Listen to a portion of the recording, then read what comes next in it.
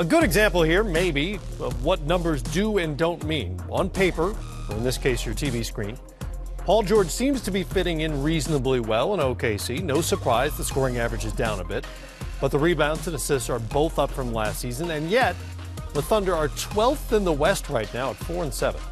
PG spoke with Onwude about OKC's slow start.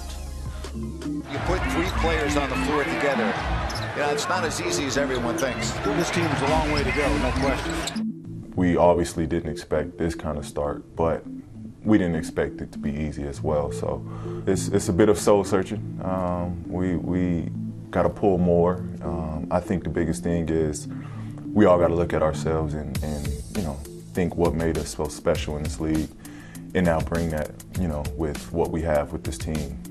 That's the biggest thing, is you put three guys together like this.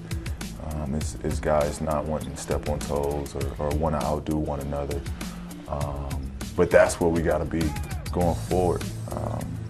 I think we should all be relaxed and comfortable, and we can kind of play at the pace that we've been accustomed to, regardless of how bad we want this thing to go.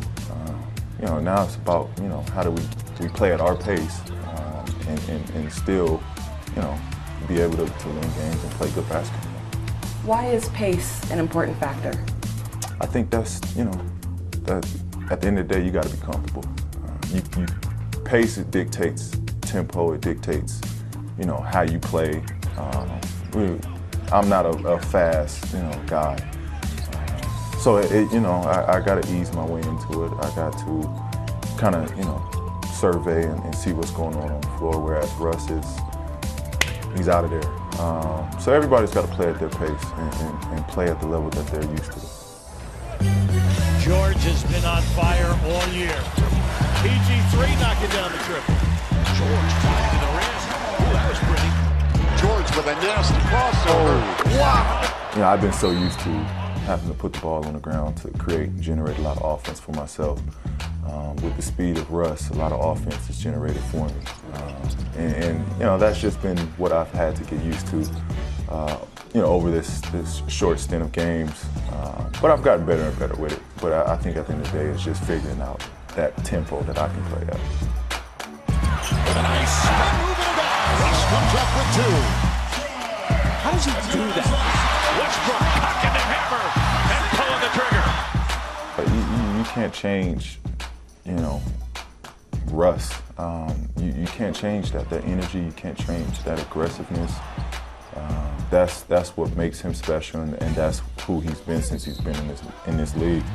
You can't change that. It's pretty fun and it's pretty amazing to watch. It's crazy how he can do it night in and night out, and the energy he has and the way he can approach the game. He could definitely play at the MVP level, and we're right there with him. We want him to play at that level, and we're pushing him to play at that level. Our communication off the court is just as important as it is on the court.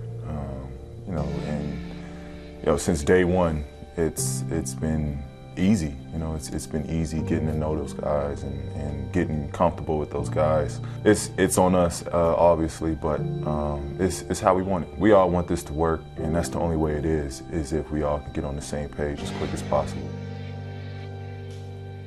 It is a fascinating chemistry experiment happening in Oklahoma City right now. They lost again last night. That's 4 in a row, after which they had a team meeting behind closed doors before they headed back home. How long is this going to take before you think you know what the Thunder are?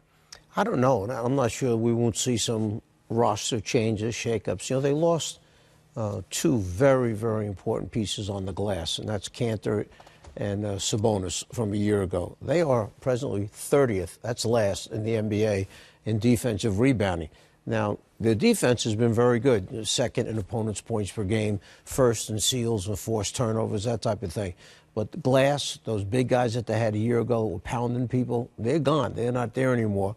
And I'm not sure, as good a player as he is, if you can have a two-guard there that can't make a shot, doesn't want to go to the foul line because he's not real good at the free throw line, that is just a good defender. I'm not sure that fits in with what this team needs. And this team was dead last in three-point shooting last year. There aren't a lot of elite three-point shooters on that team at the moment. You're speaking of Andre Robertson right now. Would that clear things up? Would that change the dynamic of them offensively if they could spread the floor just a little bit more? You know, I think so. I mean, I think obviously rebounding is a problem. But if you could, you got that kind of firepower out there on the wing with those three. You have to have someone who can really knock down that shot. I don't know, Ryan Anderson type, or anyone at the two-guard position or whatever position you want to call it, who really can keep the defense honest. And right now, whoever Robertson is being guarded by is in the paint, clogging things up, zoning things, and making life difficult. Now there's not those driving lanes, and they're not there. But the bottom line is, look, I mean, it's going to take some time because these guys are all accustomed to being the alpha male. Everything sort of run through them. Everything, and the reality is, it's Westbrook's team. I mean, he's the MVP. He's been there, for many years as a player. The other's going to have to figure it out.